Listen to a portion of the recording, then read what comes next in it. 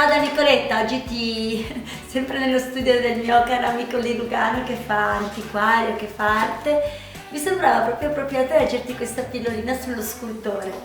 Uno scultore stava lavorando col suo martello e il suo scappello su un grande blocco di marmo. Un ragazzino che passeggiava leccando il gelato si fermò davanti alla porta spalancata del laboratorio.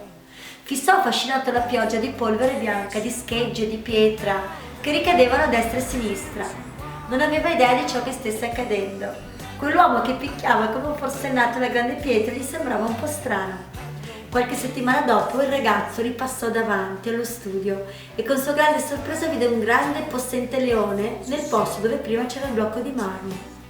Tutto entusiasta, il bimbo corse dallo scultore e gli chiese: come hai fatto a sapere che c'era un leone nella pietra?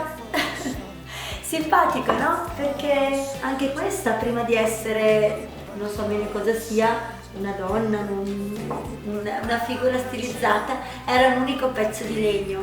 Come si fa a sapere che c'era un leone? In realtà non è che c'era già il leone dentro, è che lo scultore ha capito, ha saputo cogliere il bello da quella pietra. Infatti finisce così la pillolina: la vita è come un blocco di pietra, tocca a te scolpirla e farla diventare un capolavoro. E se qualche momento ti sembra solo un inutile blocco di pietra, vai avanti, vedi, vai oltre, cerca di cogliere cos'è il bello di quella pietra e cerca di cogliere cosa vorresti scolpire, cosa vorresti creare con quella pietra. Quando siamo in impasse ci sembra tutto un unico blocco, molto pesante.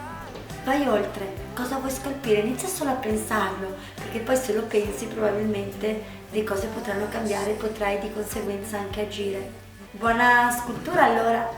Martello, scalpello e tutti gli strumenti sono già in tua mano, in tuo possesso. Ciao, ciao ciao! Cause life takes you up and down and life spins you all around the good life. I know I made it.